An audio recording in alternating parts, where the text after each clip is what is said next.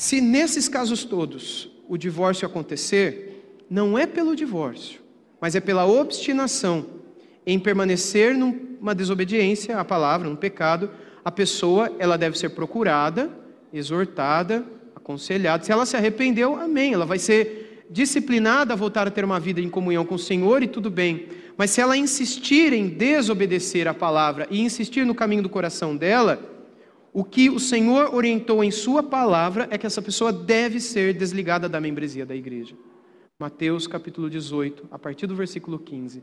Ela deve ser desligada do corpo de Cristo, representado por aquela igreja local, ao qual ela estava ligada como um membro.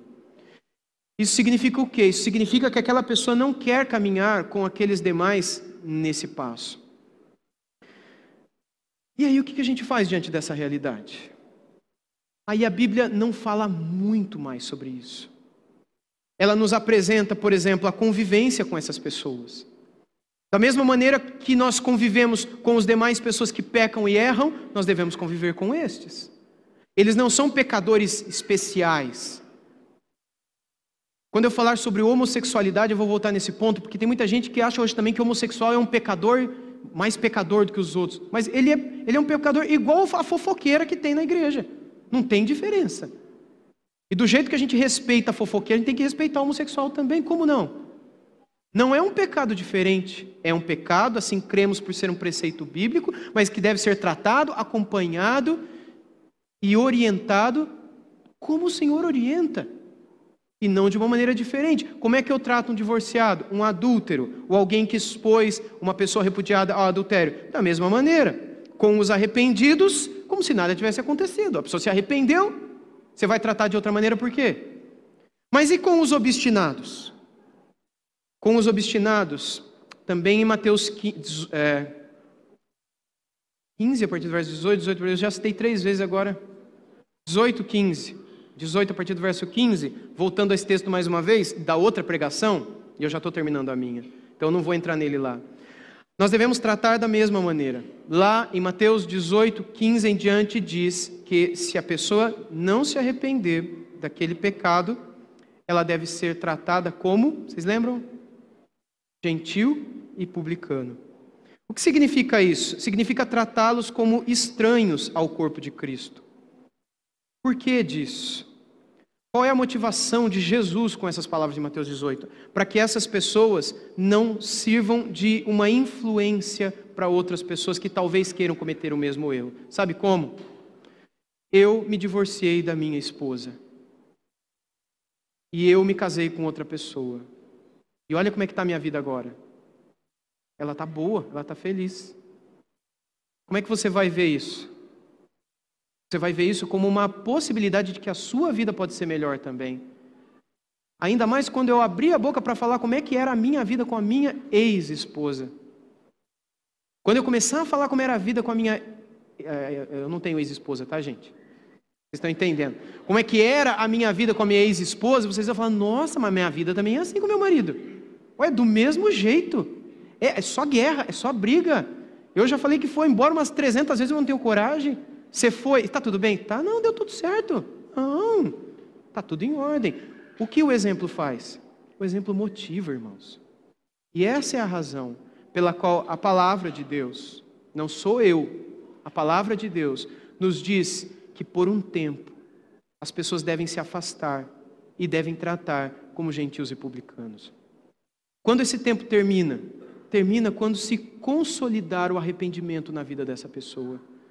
É o que Jesus ensina, é o que Paulo, de uma maneira mais clara ainda, ensinou em 2 Coríntios capítulo 2, falando de um cara que tinha sido excluído em 1 Coríntios capítulo 5, porque esse cara estava tendo relação sexual com a madrasta dele.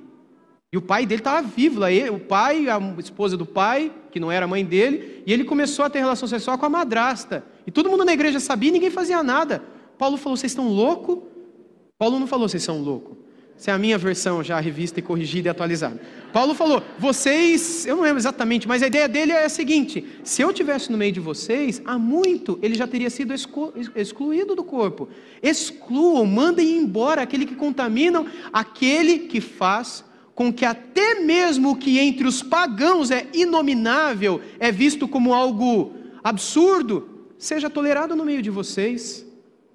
Se reúnam e, em nome de Jesus Cristo, expulsem aqueles que têm contaminado o corpo. Por que contaminado o corpo? Por causa da influência. E aí, então, em 2 Coríntios 2, é a posição da maioria dos estudiosos, Paulo está tratando desse jovem quando diz: recebei-o de volta, para que o mesmo não seja consumido por excessiva tristeza. Porque aparentemente nesse meio tempo, quando o povo ficou longe dele, o Espírito Santo de Deus tocou no coração dele, e agora ele estava consumido de tristeza pelo pecado que ele havia cometido.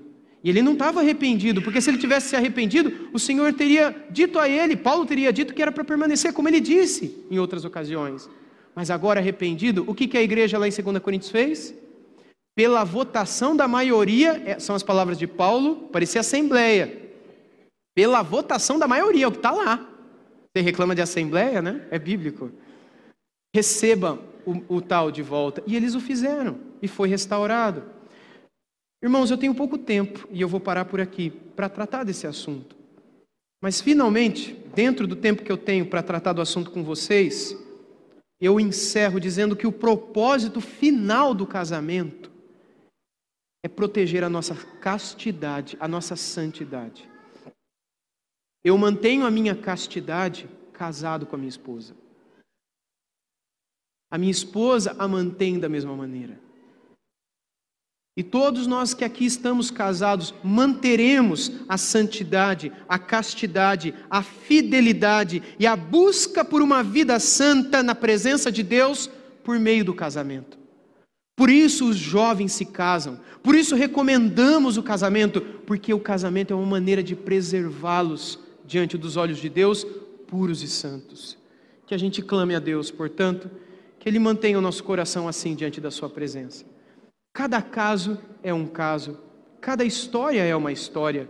Cada um de nós aqui temos um passado, viveu uma experiência e talvez viveu uma situação que envolveu um divórcio, um recasamento. E o ponto meu, da igreja, de ninguém aqui é julgar o caso de cada um, mas apenas sermos lembrados pela palavra de Deus do ideal de Deus, para o momento em que estamos, para que não venhamos a cometer uma besteira, se está passando pela sua cabeça cometer alguma besteira.